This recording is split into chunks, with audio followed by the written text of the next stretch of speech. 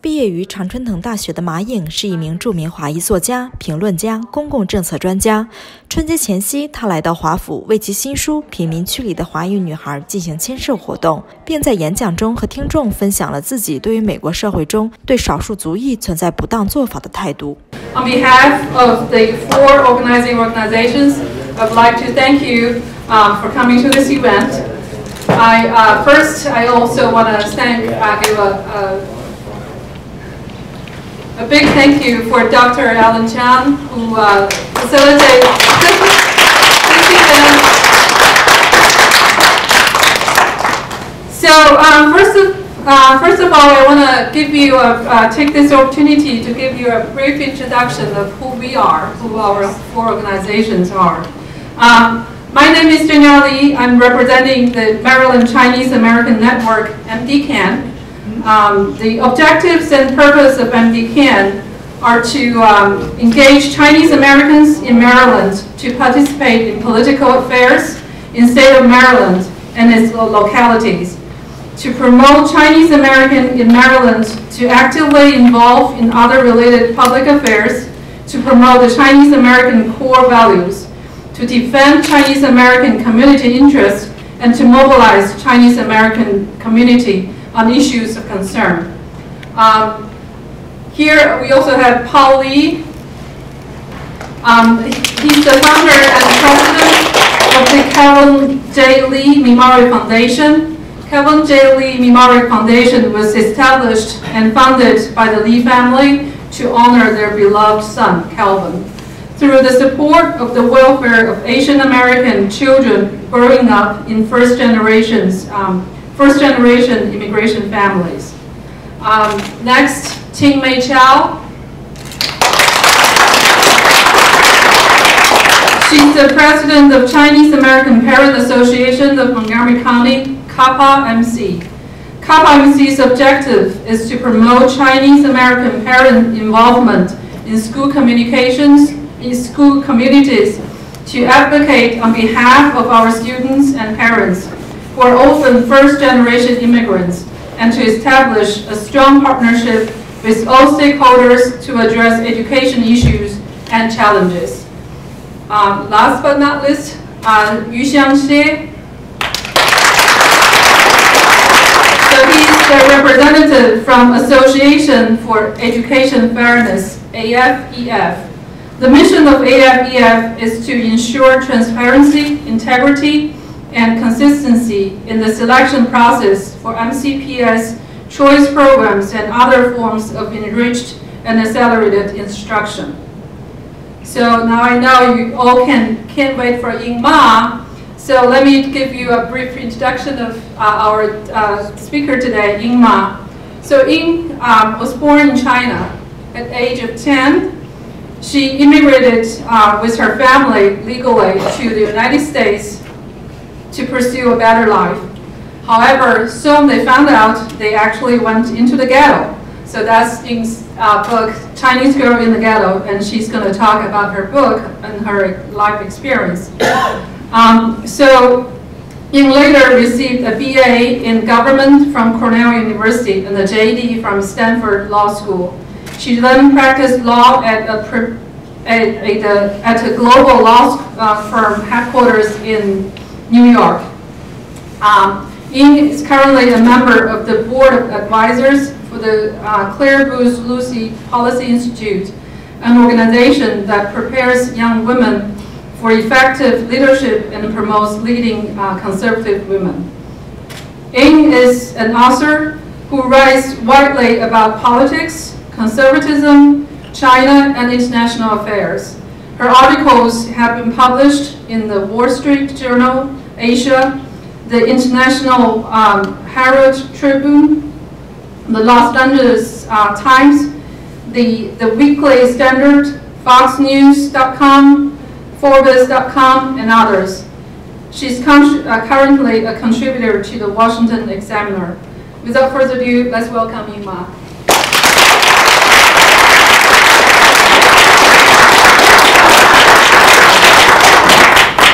Well, good afternoon, everybody. Thank you very much for being here. Zhenya, thank you so much for that introduction. I want to begin by thanking all the sponsors, MD King, the Calvin J. Lee Memorial Foundation, Kappa MC, and AFEF. It's really quite an honor for me to be here and talk to this crowd, particularly on a Saturday afternoon, and I'm grateful to you guys for bringing me here and bringing the message of my book to the community. Now, this is a special event for me because it's in many ways very different from all of the other book talk events I've done in the past. My book, Chinese Girl in the Ghetto, came out actually in 2011, and so it's been a number of years. Certainly just last year the book's audio version came out, but ever since the paperback version and the electronic version was released in 2011, I've actually given quite a few public lectures about my book throughout the country, and I've talked about the book to the national media many times as well. This is, however, I think the first time that organizations that strive to make life better for Chinese Americans have actually hosted me for a talk about my book, and I think this is the first time that there are so many Chinese members of the community sitting in the audience listening to me. And even though my book is a memoir, I really didn't write it because I just wanted to talk about myself. You know, I think the book in many ways is about the Chinese immigrant experience. It is in many ways about people who've come to this country from a strange land and have had to adapt to new circumstances. And it's also about other Chinese kids who've had to grow up in a society and a culture they don't always fully understand, in neighborhoods that might not even be friendly to them, and whose parents might not always be able to provide the guidance they need either because of language barriers or for other reasons, and for those reasons their parents might not actually understand this country all that well either. So I wrote my book for everybody, but the story I tell is very much part of the Chinese immigration experience, and hence I'm all the more grateful for the opportunity I have with you guys today to be able to convey the message of my book in person to members of the Chinese community. So I will start with the ghetto portion of my book. Zhenya already gave you a little bit of a preview. When people hear the title of my book, they often ask, well, when you say Chinese Girl in the Ghetto, which ghetto are you talking about? By ghetto, I mean inner city Oakland, California. But the dysfunction I describe in the book actually refers to inner city areas across the country, because a lot of the problems I describe are quite common in other cities that are similar to Oakland, where there is rampant crime, rampant poverty, rampant racism. And so even though I talk about Oakland itself, I think the larger message definitely is about low-income areas where there are lots of immigrants, lots of racial minorities, and lots of urban problems. So my family showed up in Oakland from China when I was 10 years old, maybe a little bit younger than some of you here. And we quickly found out that the streets of Oakland weren't paved with gold. And this was not quite the America that we had envisioned when we applied for immigration to this country. Now, what we quickly found out was that violence and lawlessness prevailed in our new city. Gunshots used to actually ring outside my window. This was when my family bought a house in a neighborhood that we weren't particularly familiar with. It quickly became quite clear that that was not exactly the safest neighborhood, and so I used to sit in my room and watch kids outside getting jumped, and every now and then at night we would hear gunshots that would interrupt our TV programming.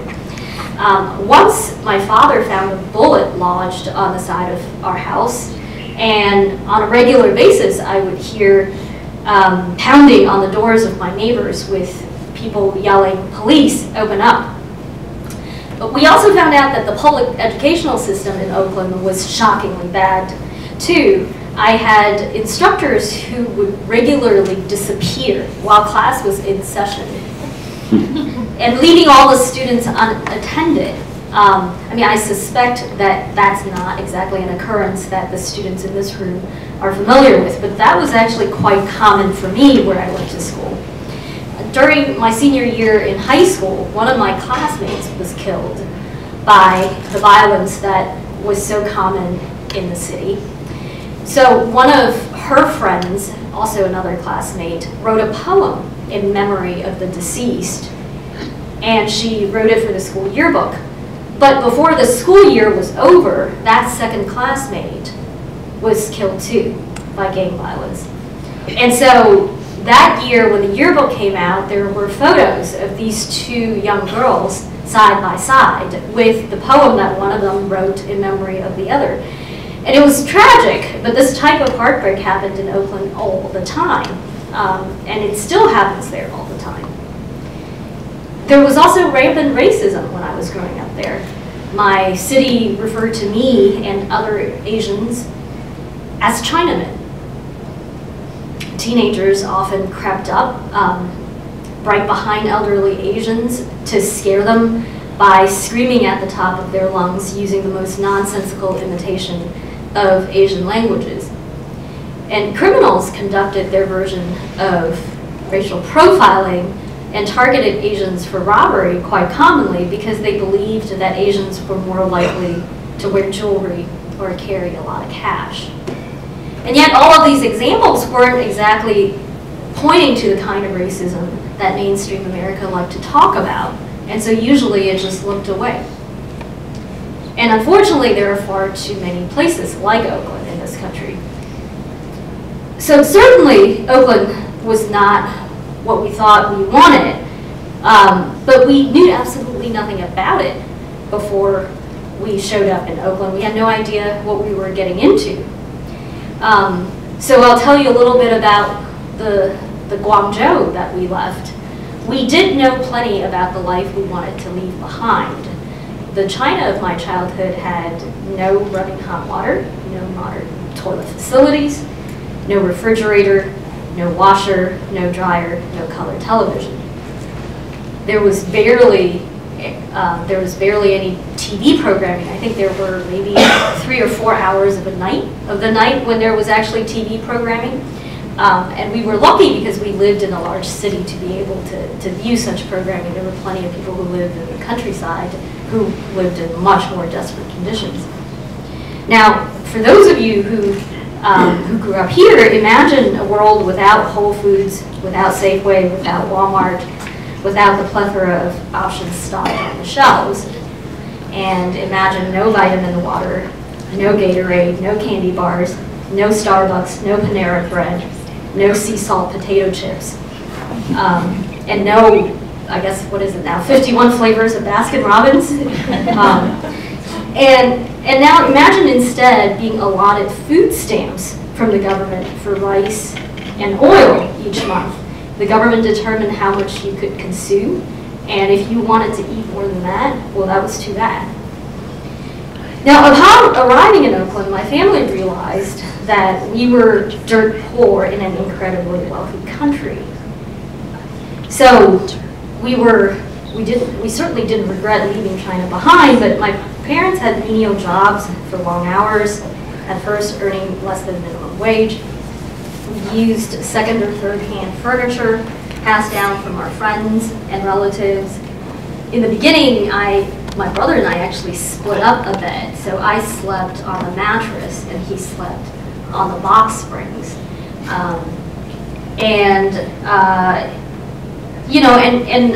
We made other arrangements similar to that. We wore clothing from Goodwill or other stores or passed down from our relatives. And for us, eating out, luxurious eating out, meant going to McDonald's.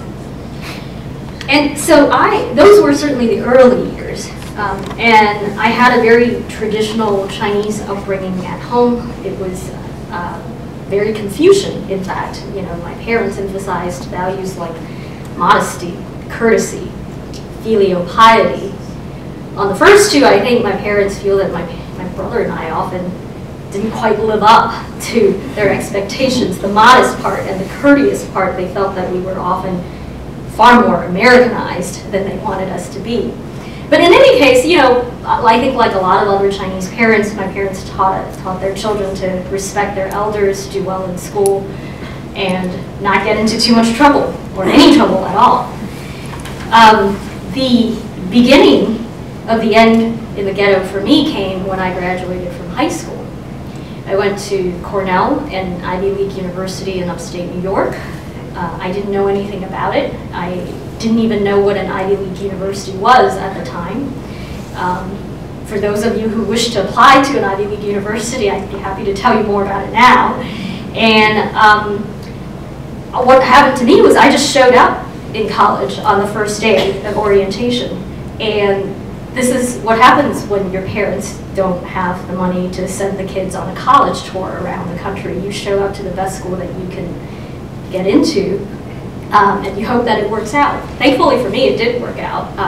In the years since, I went to law school at Stanford. I worked for the U.S. Congress. I practiced law for a Wall Street law firm, and more recently got involved with policy and national politics. And somewhere in my law school years, my entire family moved out of the inner city to a much safer neighborhood where we could walk down the streets at night without fearing getting shot. So through it all, I would say the memories of Guangzhou sustained me, especially in those early days in the ghetto. I remembered very vividly what life was like, what life used to be. Loyal friends, the firm embrace of a loving family, and a very happy childhood. And I remember just how differently it all was compared to the dysfunction and pathologies of the ghetto. In the book, for those of you who might read it later, in the book I describe an incident where in 7th grade I got into a fight in gym class. And the reason why I got into a fight was because my instructor left the class unattended, you know, which gave plenty of opportunities for the students to do what they were not supposed to do. Now, since I was a straight A student, I really wasn't supposed to get into fistfights. You know, I had no business even getting close to altercations like that. But I did because I refused to back down when another student of another race hurled racial epithets at me and threatened physical violence. You know, the Oakland of those days was predominantly black, but increasingly Hispanic, increasingly Asian. In the public schools I went to, white students were in the minority, and so oftentimes if you saw racism happen, and if we're talking about racism against Asian people, it often actually came from other minority groups. So there I was, standing in the schoolyard, facing this fight, and in China, such an incident would have never happened. There was just no way I could have ever gotten into a schoolyard brawl in China. I had stellar grades in China as well. And if I ever somehow got myself into a fight in China, my friends would all have stood by me. And where were my friends in junior high in this gym class? They were nowhere. And many of my friends or acquaintances, they were other Asian students. And they ran as far away as they could as soon as the fight started, even though the same racial epithets thrown at me could have been thrown at them, and were in fact regularly used on them. And so I'll let you read that charming story yourself in the book. But I think for reasons like that, I held on. I held on to my memories from Guangzhou because, and I think, you know, by the time junior high came along, you know, it was already quite some years since I had, you know, I left China when I was 10, so by the time I was 13, 14, 15, it had been some years, but, you know, I think my memories from Guangzhou helped me survive the ghetto because, in part, because they reminded me that Chinese culture and Chinese heritage, whatever its flaws was and could be better than everything that I saw in the ghetto. And the memories of Guangzhou allowed me to hold on firmly to my Chinese heritage. I see a lot of kids here, and I suspect that perhaps your parents once in a while might ask you to, or might have suggested, more than suggested, that you learn Chinese, learn to read and write the Chinese language, or to learn, get to know your heritage better. For me, it was very much a choice. Obviously, we live in a free country. Ethnicity is not destiny just because you look a certain way or because your parents came from a particular country or you came from a particular country. It doesn't determine where you go. And so if there are Chinese people who don't wish to speak Chinese or learn Chinese, or they would rather study ancient Rome instead of modern Chinese politics, there's nothing wrong with that. It's a free country. In my case, I consciously made a choice to hold on firmly to my Chinese heritage, to maintain the connections I had to the culture, even as I fully embraced the American dream and proudly became an American. And one thing I would say that I remember from Guangzhou, and there are many things, but one thing I'll share with you here, and it is something actually I shared with Paul previously. One thing I remember from Guangzhou is a very popular song that was played over and over again during my childhood. Back then there weren't really much popular music. We sang a lot of songs that were sort of dedicated to the greatness of the motherland and the greatness of the Communist Chinese Party. But, in the, like a little bit before I left, there were actually a few songs here and there. And there was a song that I, for some reason, have always remembered over the years, and the beginning lines of the song were as follows. Silence is not cowardice. Tolerance is not numbness. When it is impossible to tolerate any further, I will step out and take a stand. So, I suspect some of you who are here and who were in China during that era might know what I'm talking about, but I'll briefly recite it in Chinese. And the words were 沉默不是懦弱，忍耐不是麻木，忍无可忍的时候我会挺身而出。And so I think some of you probably remember that song. I was really very young when I first heard it, and I was far too young to understand the full meaning of it. I was far too young to read any Confucius. But I think as I got older, I realized that the song, whatever its purposes were, and I think there was a reason why songs by that particular singer was allowed in China when many other songs were not. But the words of that song gave me a glimpse into Confucian thought and taught me early on that despite the cowardice that I often witnessed in the inner city, Chinese culture's penchant for courtesy and non-confrontation is not the equivalent of a lack of strength or failure of conviction. And